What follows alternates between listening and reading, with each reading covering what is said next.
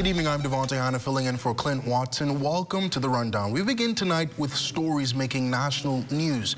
Bolstering energy reform remains a top priority for the Davis administration. Last week, it was an agreement to secure liquefied natural gas.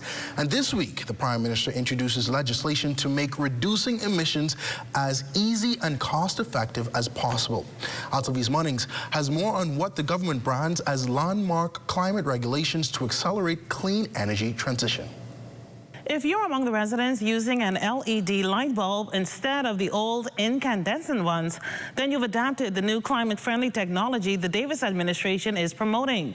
And governments also recognized this is a financially prudent method that can save individuals and businesses a lot of money. Prime Minister the Honorable Philip Davis tabling the emissions reduction initiatives and incentives regulations Wednesday, which will be the first regulations enacted under the Climate Change and Carbon Market Initiatives Act. What's on the table models the 2022 Climate Change and Carbon Market Initiatives Act. Now, the first objective is to implement emission reduction initiatives and incentives, like a person or entity participating in a government-led emissions reduction initiative by applying to the National Emissions Registry. Like, take a gas station, may register itself, and they may say, well, look, we would want to participate in this exercise, and they would have to record, example, how much fuel they're selling. They have to give information on the fuel they sell, the oils that they're selling, and then that will be translated into what it may likely to be in respect to the emissions that will flow from that sale. And then from that, we're able to keep account of what our contribution is to gas, to greenhouse gases emissions. Focus will also be placed on reporting emission-related data and issuing emission allocations permits, which will even consider incentives for key stakeholders. Emission allocations ultimately allow for the permit holder to emit a defined quantity of pollution. If it is determined that an entity is a continuous high emitter, it will be noted that the emissions allocations may be issued after an assessment of the submitted emission data. To ensure transparency, the final mission entails recording and tracking the data-driven analysis and measurement, and then reporting that information to ensure the public is aware of the progress to reduce emissions. Government's goal is to reduce greenhouse gas emissions by 30% and achieve 30% renewable energy by 2030. And Prime Minister Davis is adamant that there is no way government can meet its climate change goals without a full buy-in from the public. Thanks so much, Altaviz Munnings. Well, what we saw today was what could be considered a meaningful step forward in the country's long-standing battle of high energy costs and environmental vulnerability. Now, I know the name was a mouthful: emissions reductions initiatives and incentives regulations, but let's not focus on that, guys. I believe behind all of the jargon is a straightforward goal, which is to get more Bahamians and businesses involved in reducing our carbon footprint, the little that we do have, offer incentives to adopt clean technology, and for once track progress, hopefully in a transparent way. Now, as was mentioned in the report, it all ties in with liquefied natural gas and energy-efficient upgrades, which could finally make electricity more affordable for the average Bahamian. And that alone, ladies and gentlemen, is a reason to pay attention. Well, that said, the real test isn't just reading a speech in Parliament, though. It's about the follow-through. You see, these regulations outline a bold vision. But to be honest, vision without execution is just wishful thinking. And to the lawmakers who are listening, this step will take accountability and coordination. So yes, it is a significant step, but the question is, will we walk the walk, or will we just continue to talk? Well, climate change, But one unnerving reality here in the Bahamas, but there's also diabetes, hypertension, cardiovascular disease, and kidney failure that are all said to be crippling the local healthcare sector. The studies show that these habits are actually formed during childhood, as laid bare in the STEPS survey. National data bearing this out in the STEPS survey. Check it out. 40% of our teens and 71.6% of adults are overweight. That is why this administration is not shying away from the bold actions needed to safeguard our children and the next generation. Too much is at stake, and as a government, we must address this public health issue head on. Mr. Deputy, our health sector faces its most significant financial burden from the demand for tertiary healthcare services, predominantly driven by preventable non-communicable diseases. We are tired of seeing people losing limbs and losing their eyesight because of diabetes, uncontrolled hypertension, and vascular disease brought on by poor diet choices.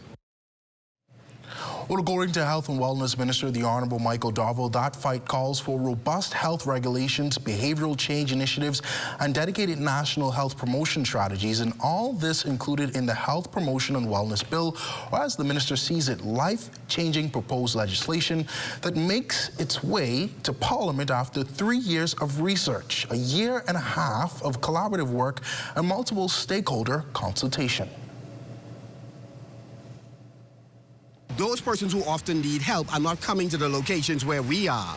We have to make sure that we have a robust, transformative outreach program speaking to the hurts that people experience, the things that create despair, inability to feed children, inability to pay bills, inability to negotiate conflicts within relationships. All of these are matters that we have to go to the community, whether through social media, whether through the official or traditional media, or through community meetings to talk to our people that are hurting.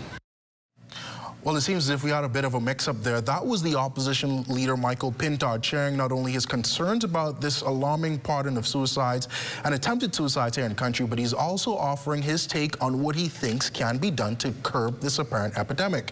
Now, Mr. Pintard, as you heard, urged the government to collaborate with relevant stakeholders, including mental health professionals and faith-based organizations whose members are clinically trained in counseling. The FNM leader says that these experts should be dispatched throughout the country, enabling them to talk directly to persons who may find themselves in need of help. Now, I want to go back to Dr. Darville there for a moment. We've heard about these health concerns. We've heard about obesity, and we've been discussing them for quite some time. But it's time for us to stop talking. It's time for us to actually get in the game and put our heads in the game. And so if you're in the Lions Den, I was reminded to greet you guys tonight. Hello, Lions Den.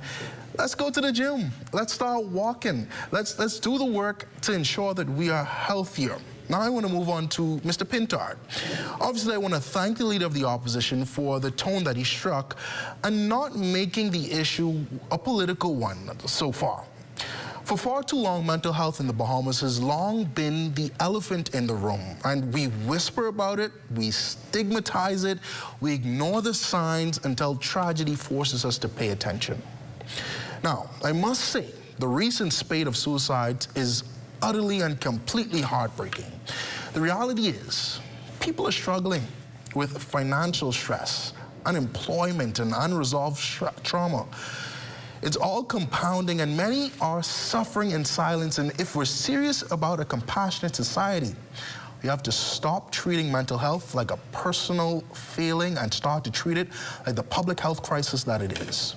Now, if you or anyone you know is struggling, this is a disclaimer, please reach out to the relevant authorities.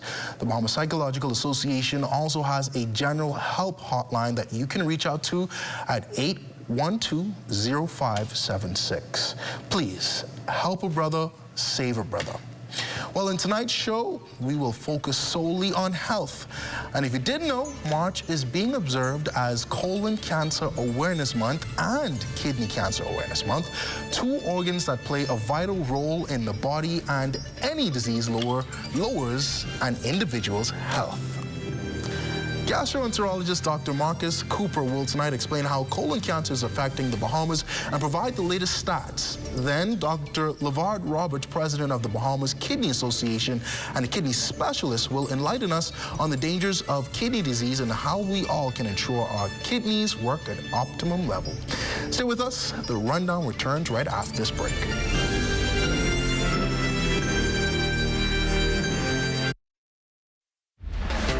Planning the execution of a newscast is serious business. From the assignment to the concept of the story, everything has to be precise, on point, always. The Bahamas Tonight, the National Report, is your trusted news service. We get it right the first time.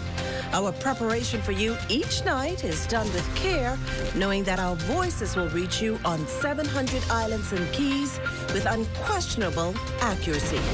It gives me great pleasure each night to say, welcome to the Bahamas Tonight, the National Report. I'm your national anchor, Mukesh Lopinder.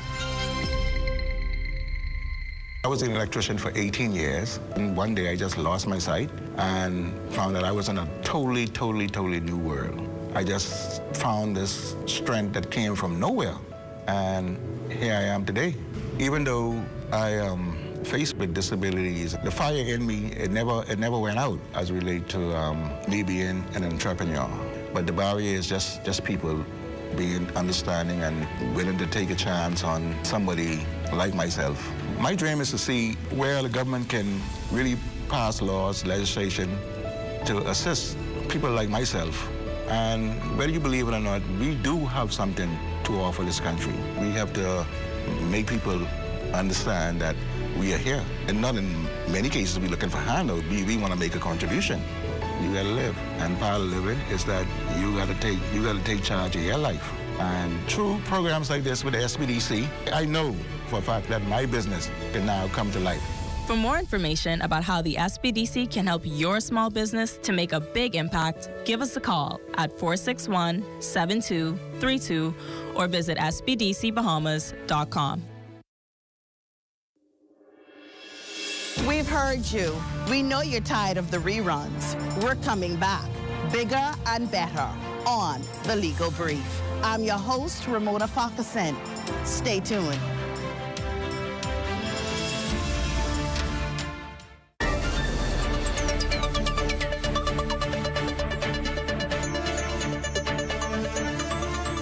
Welcome back to the Rundown. Well, colon cancer is the third most common cancer affecting Bahamians, and according to the Colon Cancer Coalition website, colorectal cancer is a life-threatening disease, but it's a highly curable form of cancer if found early.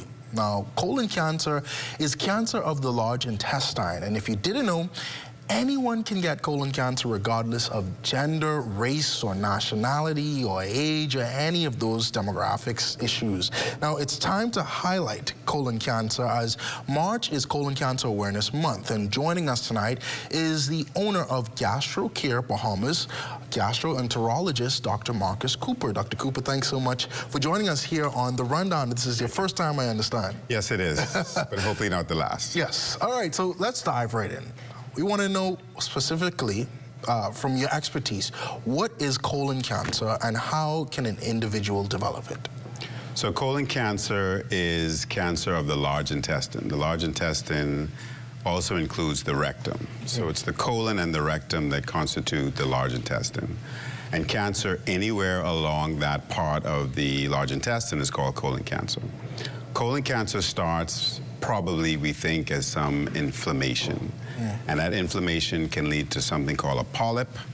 A polyp is like a pimple, but it continues to grow, and then it changes from something that is benign and not harmful to cancer. And so the whole purpose of colon cancer awareness is to educate people about the importance of getting some form of colon cancer screening. Yes. To prevent colon cancer. Because these aren't things that you see on the outside of your body. It takes a medical professional to actually, I don't want to say it like this, but go inside. Yes, absolutely. Yeah. And that's the fear for a lot of Bahamians, I understand. Well, yeah, I think people are afraid of the unknown. They're afraid of people probing their bodies. Sometimes they're afraid of what you may find. Some people feel as if they don't have any symptoms, so why should I check? And I think the primary goal of colon cancer awareness is to educate people that you don't want to wait until you feel something. You don't want to wait until you have a problem. Colon cancer is one of the most preventable forms of cancer. So if you have some sort of colon cancer screening, and we promote colonoscopy because it's the gold standard, if you get a colonoscopy or you have some form of colon cancer screening and you detect these polyps early, you can remove them and totally avoid the risk of developing colon cancer in the future. What do you say to the people, though, that may want to shy away from getting a colonoscopy or to check things out just because of financial issues? You know, they may not be able to afford to come to a doctor. What do you say to them? Well, there are options. And so one of the options, the acceptable options, is something called a stool test. And it's a free test if you're registered with NHI. It's provided for free. And if you go to the public clinics, it's provided for free. So it's a stool test that detects microscopic amounts of blood. And we know that these polyps, when they become large, they release blood cells into the stool that can be detected by this test. I want to talk a little bit about the prevalence of colon cancer in the Bahamas. In doing my research, found out that it was one of the leading 3 causes of death when it comes to cancer. Tell us a little bit more about that, and what sort of demographics have you been seeing a spike or this increase in? So we think we have somewhere between 100 and 130 colon cancers being diagnosed every year. And this is up from when I came home in 2009, it was about 80. So we're seeing more and more people develop colon cancer in the Bahamas. And we're seeing it both equally in men and in women. So there is a misconception that colon cancer affects men more than women. This is not true. Any gender can be affected. We're now seeing people at younger ages, in their early 30s and 40s, being affected with colon cancer. This falls outside of the screening guidelines, but it's important, one, to get some form of colon cancer screening after the age of 45, and also to be aware of symptoms in your bodies and changes in your bowel habits that can really cue you into something going on. How often would you recommend that testing for someone that's younger than 45? Because as you said, it's better to catch it early. Yeah. So if you have a family history, I think that's the most important factor. If you have a mother or father or a sister or brother or an aunt or an uncle, grandparents who've been diagnosed with colon cancer, it sort of increases your risk of developing colon cancer as well. So for those people, we recommend that they start earlier than 45 with some tests, and it could be the stool test. That's an acceptable screening test for colon cancer, or get a colonoscopy. We've seen a recent report from the Cleveland Clinic. It said that colon cancer is actually on the rise in young adults. Have you been seeing that here in the Bahamas? Absolutely. Wow. Absolutely. How young? As young as early 30s. Wow. When I first came home, one of the patients who I worked very closely with, her name is Andrea Darville, she was diagnosed, I think, at 31. Yeah. And she had been misdiagnosed because she thought it was something else, and she went to a few doctors, and they didn't think that someone her age would actually develop colon cancer, and she did.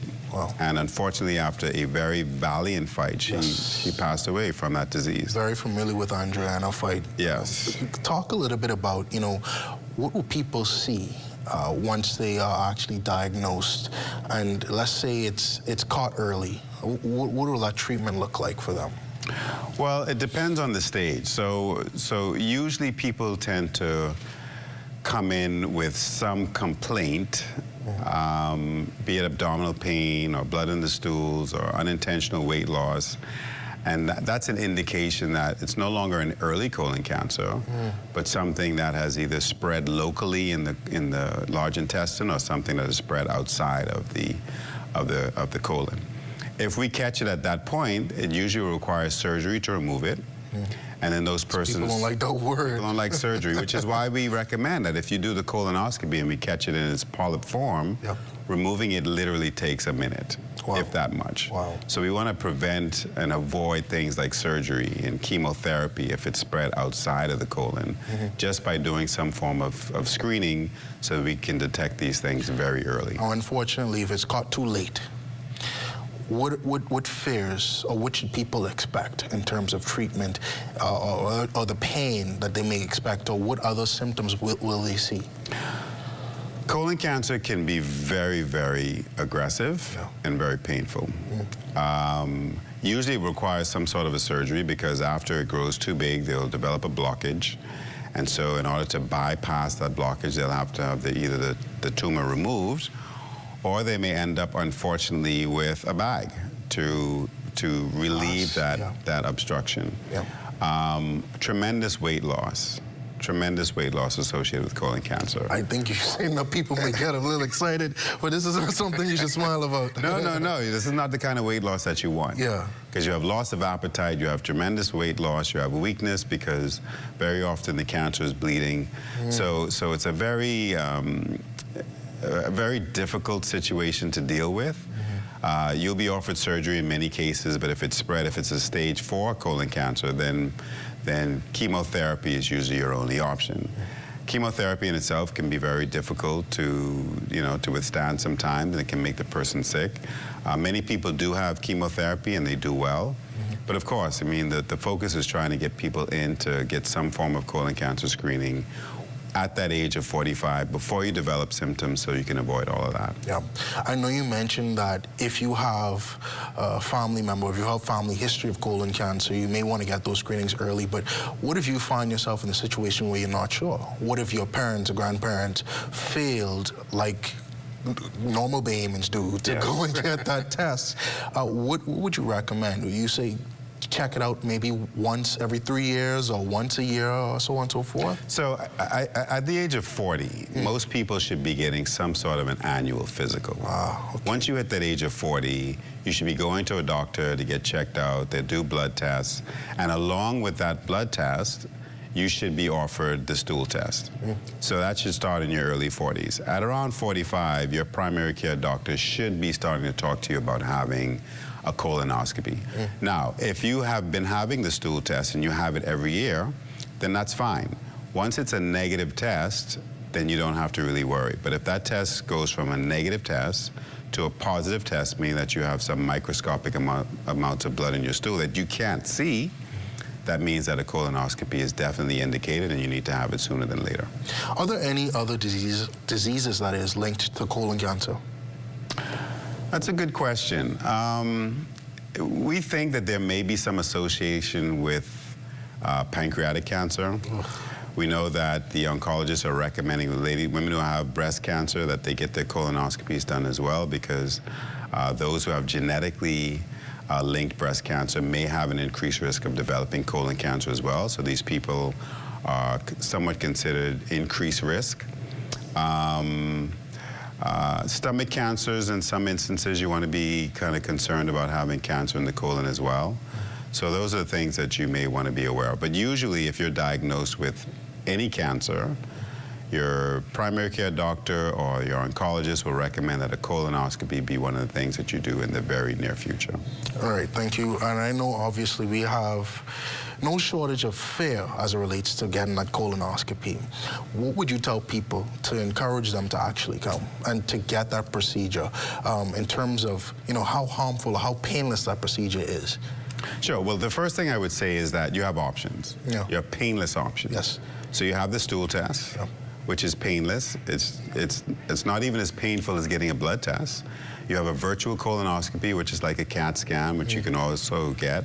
And then the colonoscopy itself. We sedate people so that you're a little drowsy, it takes the edge off, you're comfortable, and it only takes about 15 minutes, 15 to 20 minutes. And if you have it done, you only have to have it done once every 7 to 10 years. So it's not as if you're doing this very often. You have to go through this uncomfortable preparation process once every 7 to 10 years, and that's adequate. Have you been finding that more people have been actually coming to get that test as of late? Yes, I mean, I think we've done a very good job. I started with colon cancer awareness when I came home in 2009. And there hadn't been a lot of campaigns directed towards colon cancer awareness before that.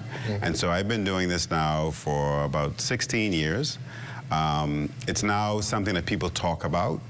It's now something that people want to get done. It's now something that people are encouraging their friends and their family members to get done, and especially people who have a relative who's been diagnosed with colon cancer. I think they're coming forward and having the test done. I want to, before we wrap this segment up, I want you to just make a final plea to anybody that may be out there at home watching us, whether it be on television, maybe on our live stream. Just plea to them to come on, get this test, stay healthy, you know, before it gets too late, because we already discussed that it's curable. It's something that you could beat very easily. Very easily. And so make that plea to them, please, Dr. Cooper. Well, I want to say, don't be afraid. Don't let fear kill you. Be proactive about your health. Be wise about the decisions that you make about your health. Have some form of colon cancer screening, one that you can afford and one that is comfortable for you. There are options. Talk to your primary doctor. Talk to a specialist. You can give us a call. But there are options that are suitable for you where you can have some form of colon cancer screening that is not painful, that will prevent you from developing colon cancer in the future. All right, thank you so much, Dr. Cooper. Well, still to come, a colon cancer survivor is here to tell their story. You're watching The Rundown on ZNS. Stay close.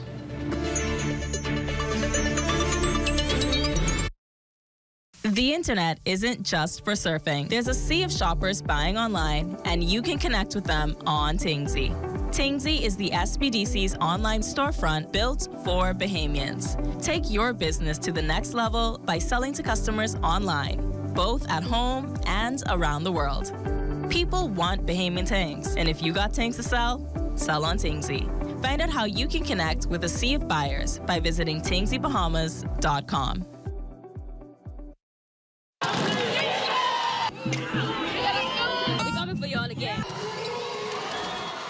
Are you ready for the hardest sports show on the market? It's called The Timeout. Sundays on the ZNet Television Network. In our first show, 4 decades of sports in the country.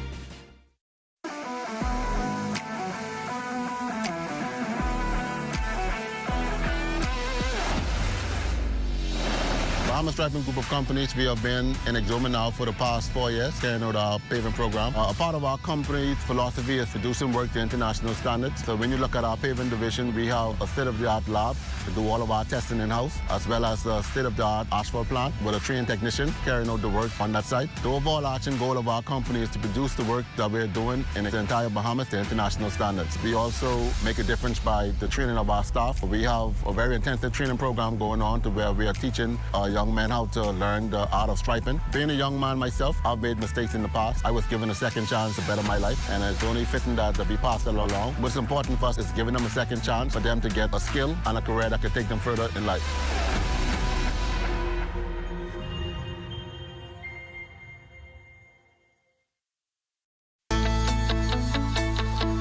Battling for Bay is a joke compared to battling colon cancer.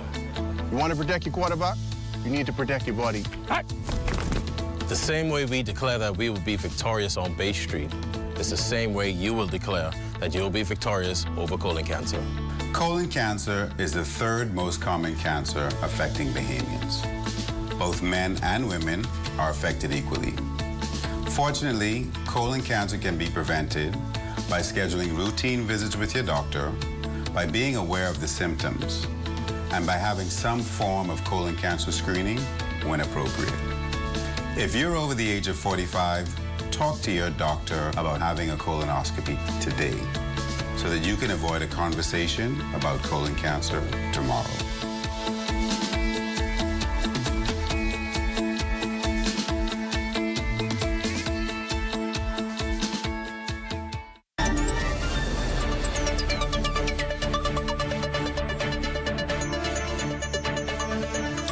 Welcome back. You're watching The Rundown. Well, we just heard about the impact and symptoms of colon cancer, but now we hear from a colon cancer survivor, and we learn how the disease has changed his life. Let's welcome back Dr. Cooper and his patient, Marco Roberts, to The Rundown. Good evening, gentlemen. Good evening, Mr. Roberts. There you go. Welcome to The Rundown. I want to talk a little bit about your time with colon cancer. How long have you been living with colon cancer? Well, apparently I was living with colon cancer. Well, I was diagnosed in 2020. Wow. And as Dr. Cooper alluded to, I was one of those who felt a little pain in my abdominal section. I went to my primary care doctor. She ran some tests. She saw some irregularities. Then she ended up sending me to Dr. Cooper, who did the colonoscopy. And then, I guess, did a biopsy and bring the stuff back over. And that's when I was diagnosed with colon cancer. Before finding out about that diagnosis, was there ever any fear of colon cancer or just going to get a colonoscopy or anything? I know as Bama men, we don't like anything back down there. So was there ever any fear for you? Not for me. Well, actually, again, Dr. Cooper was spot on. When you don't have the knowledge, I mean, and you really don't have any fear. But because of my diagnosis, then I had to go and do a colonoscopy. Had no choice. Yes, sir. Yep. I want to know, how has it changed your life? You really have to make some changes. You know, some habits that I had to cut out, and I cannot enjoy a nice cigar at this time. You know. But we thank God for life and strength, right? And you know, try to get on a nutritious diet, to keep things going. What was that reaction? What was your reaction like when hearing colon cancer? Oh yeah, myself and my wife, we was in Dr. Cooper's office when he you know, brought to give us the result, and it was really devastating. Yeah. But he assured us that, you know, if we do the process sometimes of getting the surgery done, some chemo, everything will be okay, and it was. How long did that? It is now. That's for 3-4 years now. The treatment. So you're still going through? I did 8 rounds of. I did the surgery. Dr. Francis did the surgery, and then I did 8 rounds of chemo. That's having a part in your chest, and they put the treatment through. So I did that, and then I would have taken the colon cancer pills for 2 weeks, and then follow that round for 8 times. Dr. Cooper, I want to bring you in here. Obviously, before he came on, Mr. Roberts, he said that he was one of the fortunate ones. What stage was it that you realized that you was able to give that diagnosis? Was it one of those early cases, or was it not too late, but late? Yeah, so I think in his case, he was stage 2 or 3, which means that that chemotherapy is always offered in those cases. So sometimes when it's very, very early, you only require surgery. Sometimes when it's even earlier than that, you just require that we remove the polyp and you're done. But in those cases where you have stage 2 or stage 3, we offer chemotherapy, and chemotherapy just sort of cleans everything up. In case there's any small cancer cells that have got out, we clean it up with the chemotherapy, and most people go on to their very long and productive lives. And so Marco is doing great. We've checked him since, and he's a good example of what happens when you act on it early and quickly. I'm sure there was a little bit of apprehension for you hearing the words chemotherapy. Was there, Mr. Roberts? Well, in the beginning, you know, but the support, you really need support. My wife,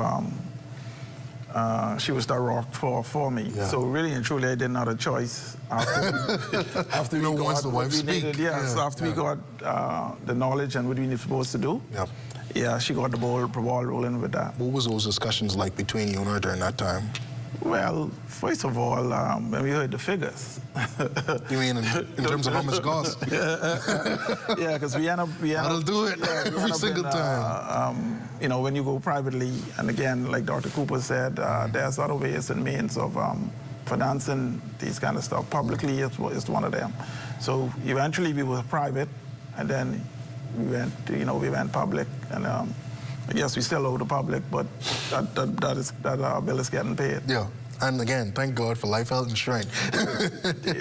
I want to know, what advice would you have for young men, or even women in particular, that may be watching this, as it relates to going to get, when you see something wrong, going to get that test? Well, I'll say this. Don't wait. Like Dr. Cooper say, don't wait. When that age come upon you, go and get your checkup and go into it. Just go into it. Make sure that they're better safe than sorry. Don't wait until you get, like myself, I was, 49, 50? And then don't wait that long. Yeah. How grateful are you? Very grateful. Very, thank God every day. Yeah. It hasn't impeded my life. I really don't worry about it. And Dr. Cooper spoke about losing weight.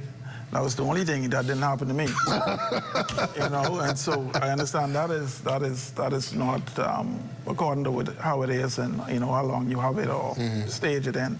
You lose weight, but I'm still living my life. It's just, it's regular. Some minor change. Yeah. Some changes that you needed to make in the first place, eh? Indeed. I want to talk a little bit about, the pain and what you really went through during that time. Well, actually, initially there was an abdominal pain that I felt that caused me to came in and go to the doctor to get it checked. Other than that, the colonoscopy wasn't that painful because, like you said, I was asleep. Yeah. The best sleep in your life, you love in your life, and when I woke up, it was painless. It was painless. Yeah. Dr. Cooper, this kind of reaffirms what you've been saying the entire time. This process is quick, it's easy, it's painless, and it could save your life. How would you really address people? But again, I want us to keep on going back at this point because in my discussions, we sitting in a barber shop, we're talking to these young men, some over 50, some younger than 50. They don't like to go to the doctor because going to the doctor is like going to the mechanic, and it's going to cause you some bills. How do you, again, encourage these people to actually come in, man, and let's get this done? Well, I want to kind of emphasize something that Marco said. So he talked about how when he got the figures, what it costs for treatment, surgery, and chemotherapy, it's very expensive. Yeah. If you go through the public system, it's still expensive, and it takes very long. The investment that you can make beforehand is a drop in the bucket to what you'll have to pay later on if you're diagnosed and it's stage 2 or stage 3. So people will say, oh, I don't want to spend, it might be $1,200 or $2,000. I don't want to spend that. But it's 20 times that when you have to have something dealt with if you find that there is cancer. Make the investment in your health. Make the investment in yourself. And again, there are options regardless of what your budget is and what your purse is like. There are options that you can get. The stool test is free of charge. It's available in the NHI clinics, or doctor's offices. It's available in the public system. As long as you do that test every single year, you should have it done. It's an acceptable form of colon cancer screening, and it's free, requires very little effort, and it could also prevent you from developing colon cancer later on. I want to talk a little bit about, those figures. We brushed over them, but what really does this cost in terms of going to get the tests, finding out that there's a surgery? If you could get some range figures for people to kind of put this into perspective. So let's look at prevention. The stool test is free. It's a free test. A virtual colonoscopy, which is sort of a less invasive, it's a type of scan. I think it costs about maybe $1,200 for the scan. A colonoscopy could run you into about $2,000. So that's the investment beforehand. If you develop colon cancer and you have to have treatment, the surgery could run you into about $6,000 or $7,000 plus hospital stay. The chemotherapy could run you close to $100,000. So you're talking about a fraction of the cost for prevention. And they always say prevention is better than cure, and it's also less expensive. Yes. So you could run yourself way over $100,000, $200,000, depending on the stage of your disease, just for treatment. So you can see where You know, people are sometimes, they say, penny wise, pound foolish. That applies here. Mr. Roberts, as cleanly as you could put it, what did you say when you saw those figures started to add up in that moment? And those figures, Mr. Dr. Cooper gave, that's the low end. Yeah, that's the low end. Ugh. So actually, me and my wife, we went home and regroup, and so, you know, we call around and ask around about how the public service is going to work. That's how we end up. It's a little less. It's still costly, but it's less. I want to, now life with all of this behind you, you know, like you said, you've made some changes, but, you know, I don't know if you have any kids, do you? Yes. What is that discussion like with them now? Well, my boys are truly engaged on what's happening with me. And I encourage them to get their self-check. One is 34, one is 27, so they still have some time. Now I speak more mainly to the 34-year-old to start it. Because now we have history. You know, we didn't have a history with my father, mother, grandparents, because, you know, they never came and they don't even know nothing but colonoscopy. But now we have a history, and so now we're just gonna start here and carry it on. Even for the 27-year-old, would you say that there's still time for him to start getting some tests as well, Dr. Cooper? Well, I think because Marco was diagnosed when he was about 50, the recommendations are that you start in your first-degree relatives, you start 10 years before that person was diagnosed. So still around 40. So around 40 is when you need to start, and it could be the stool test. Preferably, when you have a family history, the recommendation is that you get a colonoscopy. And if you have a positive family history, it's recommended that you do it every 5 years as opposed to every 7 to 10. So Marco is doing a great job of recommending not only screening for colon cancer, but I think in men in general, we tend to be reluctant about going to the doctor. I am one of them, I'll admit. You're right. We're busy with our careers. We feel fine. We feel strong. We don't think that there's anything wrong with us, but getting into and women do this all the time, right? Then because of childbirth and being pregnant, etc. But men tend to be less proactive about getting checked out. And so just encouraging men, our friends, our uncles, our brothers, go and get checked out. And the doctor should talk to you about that colon cancer screening at the appropriate age. Before we go, Mr. Roberts, any final thoughts? Anybody you want to say thanks to on this job? Oh, most definitely Dr. Cooper, Dr. Warner Rogers, right? She always on me. I see at least 2-3 times a year. The staff at oncology, publicly, they're very, very, very nice, very knowledgeable. Judith, Demerit, and the crew down there. All right, well... Definitely, before I go, my wife. Oh, yeah. You have to. You can't go home tonight. All right, thank you, gentlemen, for coming on the show tonight and talking about this journey. I think it shows an immense amount of bravery and vulnerability to actually get it here on the national audience and speak about that. And then again, thank you so much, Dr. Cooper, for all of your good work in the community and across the country. Well, we're also talking about kidney awareness tonight, so joining us is one of the country's leading kidney specialists. You want to stay tuned for that. You're watching The Rundown. Stay close.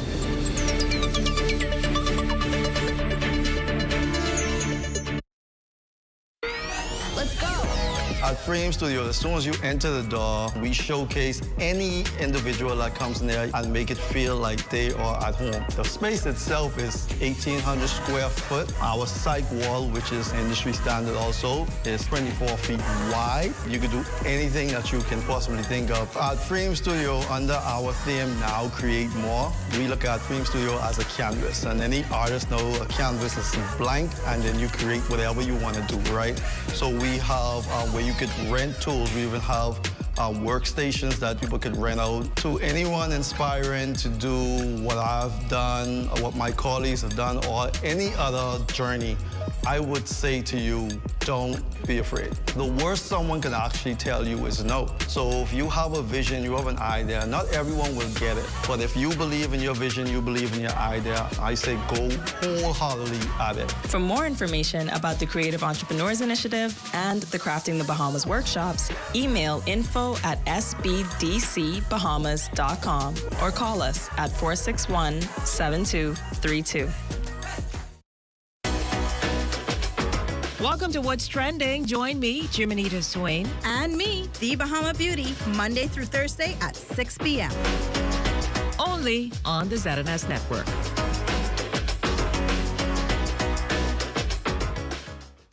We're here at the Nassau Village Community Center project, where over the past 17 months, we've hired over 20 Bahamian subcontractors to bring this beautiful project to fruition. I've been living in Nassau Village for more than 19 years, and to see a project like this brings great joy and pride to me. This state-of-the-art multi-purpose community center will serve as a crime-fighting initiative in the community, also help with the education of our kids in this community, and a hurricane shelter. Yeah, and it also shows what we as Bahamians can achieve when we work hand in hand with each other. We have the technical know-how, and we can pretty much deliver on any project here in the Bahamas or in the world. Bahamas Stripe and the Bahamian Company, they prove that they believe in Bahamians. Based on the outcome of this project, I don't think they're disappointed in giving a small person an opportunity to do a job such as this. The more opportunity they get, the more opportunity we will get. If you look around and see the work done so far, it just shows what we as Bahamians can do.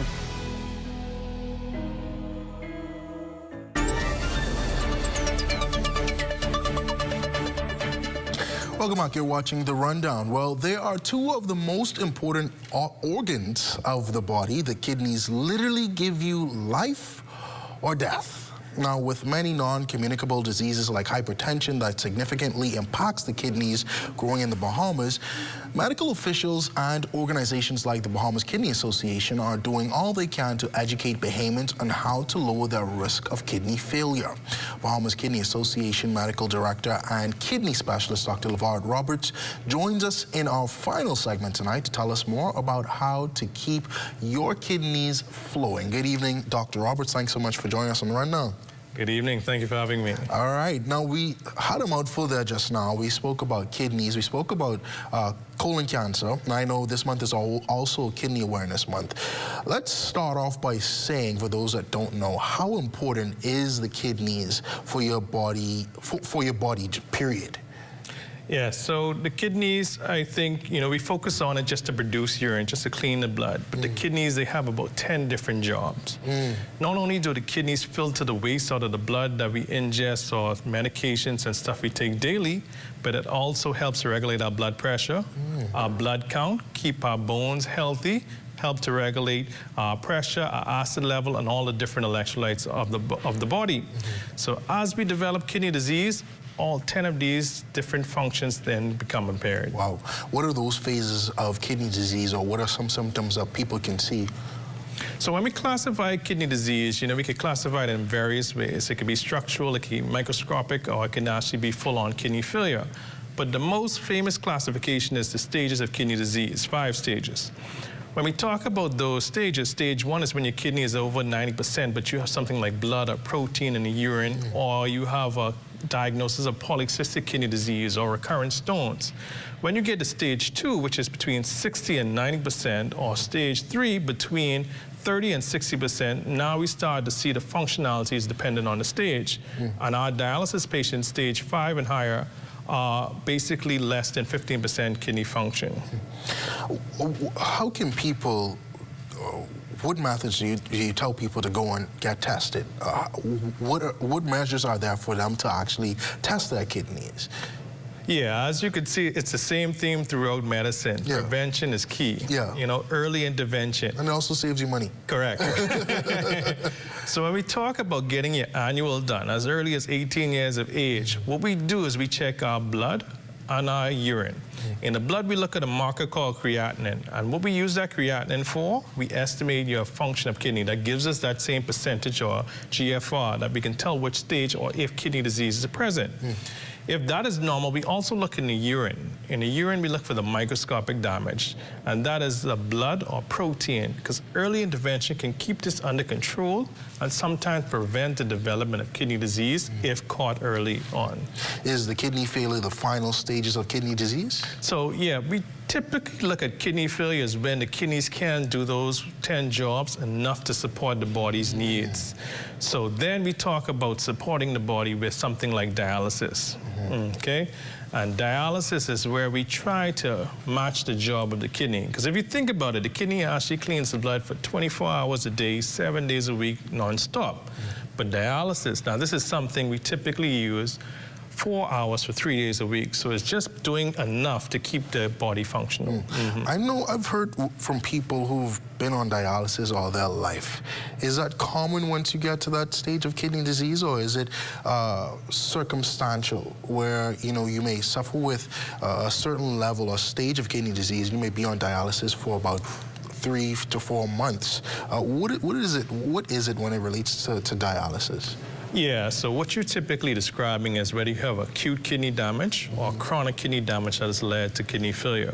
So there are some people who suffered from COVID, a bad infection, an ICU stay, and the kidney shut down and they need the support of dialysis. Ah, okay. Typically, we'd support these people for up to 3 months. If they still need dialysis after 3 months, we consider it end-stage renal disease, which we see with our diabetics and our hypertensive.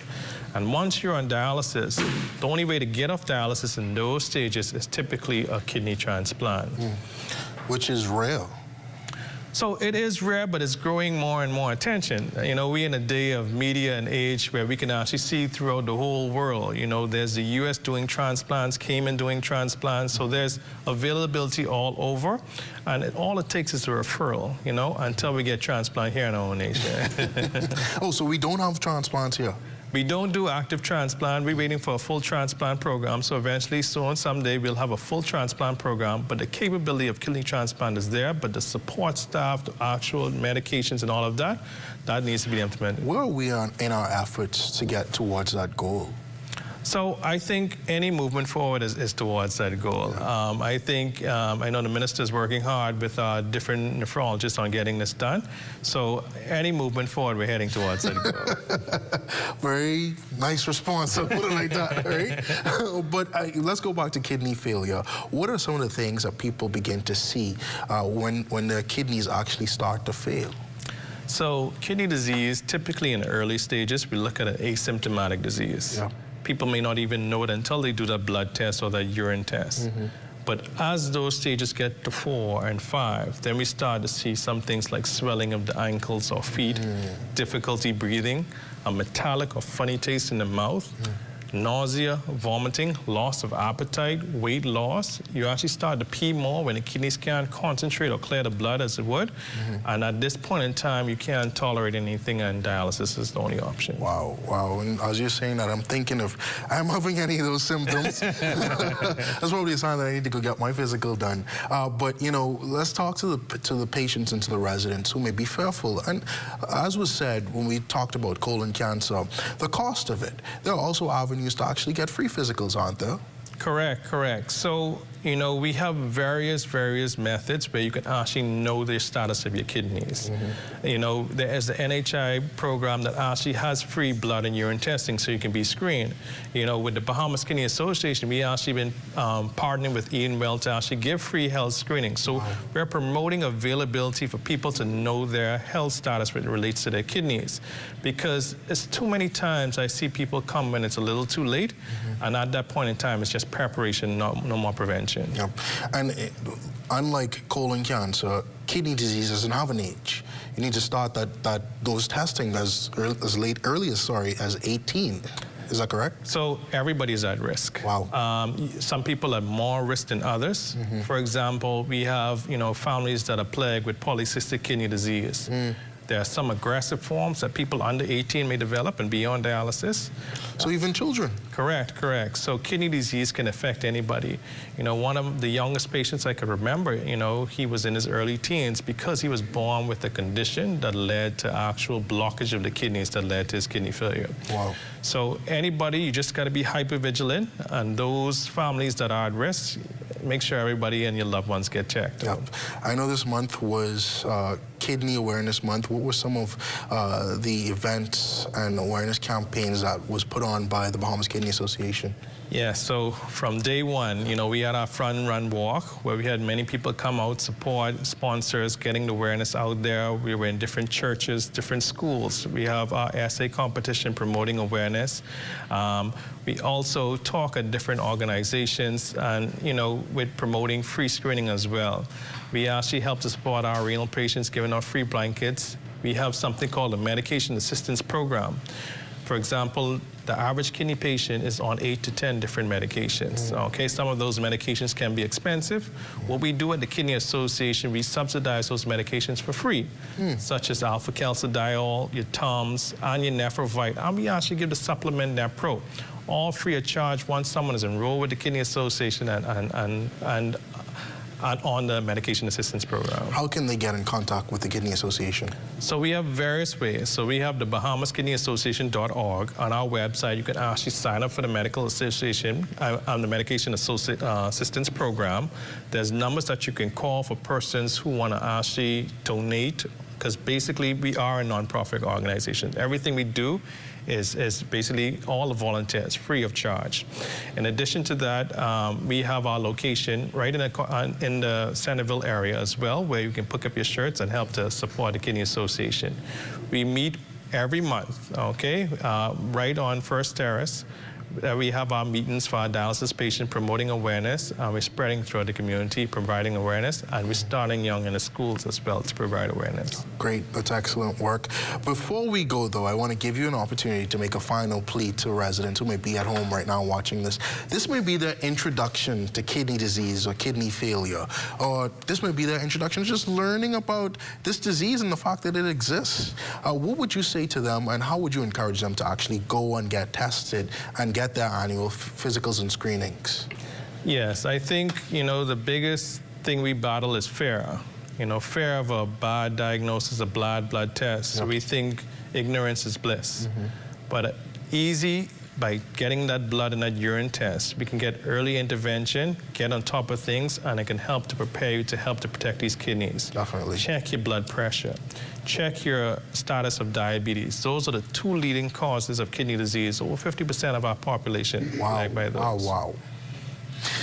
Definitely some insightful words there, Dr. Roberts. We thank you again so much for appearing on The Rundown. Thank you for having me. And we hope it won't be the last time. Definitely. All right.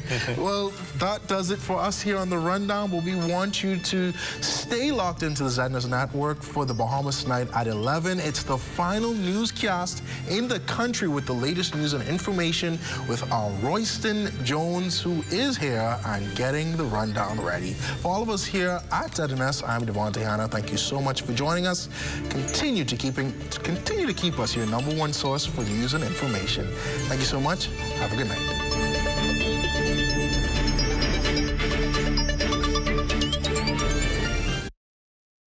It's time to grow your church. Time to extend your message to all the islands in the Bahamas, into the Turks and Caicos Islands, and to the world via the ZNS app and website. It's time to broadcast your church's services on ZNS TV. To help you with that, ZNS has some exciting new packages with very good prices. It's time to call 502-3813 for details.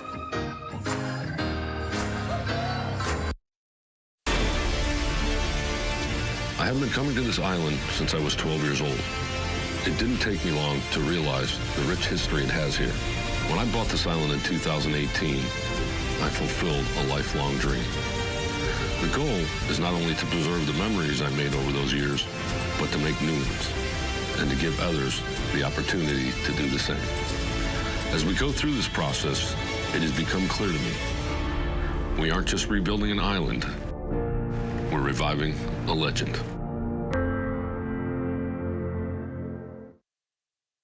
Entrepreneurs, are the high costs of banking services making it harder for you to grow your business? The SBDC's Business Blueprint is back with all the information you'll need to get your business finances right and on track. So join us when we sit down with Fidelity Bank and Trust International's Group CEO, Goran Bo, to discuss securing funding, managing banking fees, and alternative lending options. Plus, get his top-notch financial advice for long-term business success. Only on the SBDC's Business Blueprint, Monday, March 31st at 9 p.m. on ZNS TV 13, because only the sun covers the Bahamas better.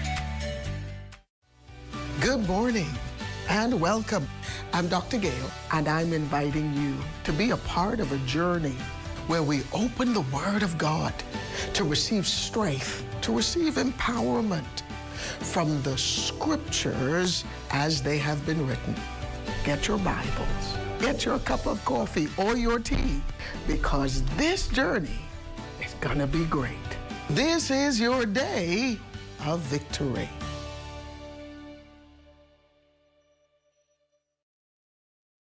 At Fort Montague, I'm Opal Roach.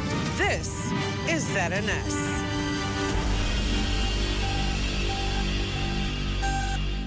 Are new trade tariffs about to make everything more expensive for you? The shift with Trump's tariffs on key imports could reshape the cost of living and doing business in the Bahamas. This is Tariffs and Trade, how global and local policies impact your wallet. Join us